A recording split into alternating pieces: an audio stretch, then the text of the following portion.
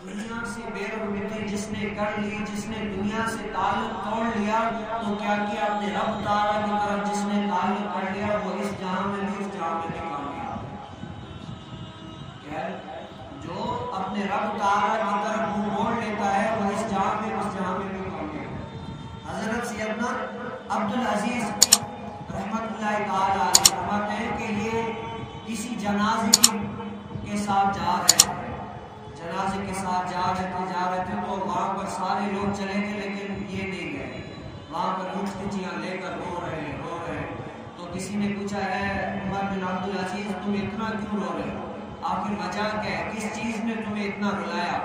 تو حضرت عمر بن عبدالعزیز کہنے لگے کہ ابھی ایک قبر مجھے جو ہے نا پکار کر کہنے لگی کہ اے عمر بن عبدالعزیز مجھ سے پوچھو گے نہیں کہ میں اپنے اندر آنے والوں کے ساتھ سلوک کیا کرتی ہوں، کیونکہ اللہ کے اولیاء ہوتے ہیں، ان کو جو عذابات دکھائے جاتے ہیں بتائے جاتے ہیں وہ ڈرتے ہیں، اور اس لیے کہ وہ آگے جا کر بتائیں گے اللہ کے خوف سے ڈرائیں گے۔ کہا کہ ضرور مجھے بتاؤ پھر وجہ کیا ہے؟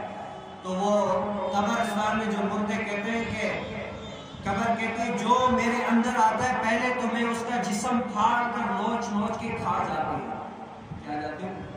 جو میرے اندر آتا ہے پہلے تو میں اس کا جسم پھاڑ دیتی ہوں، نوچ کر کھا جاتی ہوں۔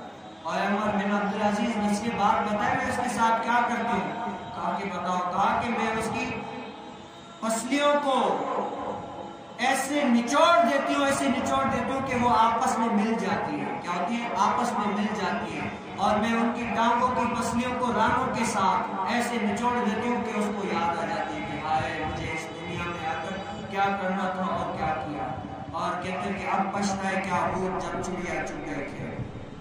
اس ٹائم میں جو ہے نا کچھ کام کر آنے والا نہیں۔ تو حضرت سیدنا عمر بن عبدالعزیز فرمانے لگے کہ اس دنیا میں دیکھو قرآن کریم فرقان حمید نے پہلے ہی زاویہ دے دیا کہ من ہوا علیہ فان، جو کچھ اس دنیا میں ہے سب کو فنا آنی ہے۔ تو وہ عمر بن عبدالعزیز فرمانے لگے کہ کہاں گئے قرآن پاک کی تلاوت کرنے والے، کہاں گئے بیت اللہ کا حج کرنے والے، کہاں گئے روزے رکھنے والے، کہاں گئے اللہ کی عبادت میں مگن ہو کر اللہ کو یاد کرنے والے؟ خاک نے ان کے جسموں کا کیا کیا حال کر دیا۔ اے انسان اس دنیا میں آ کر یہ نہ سمجھنا کہ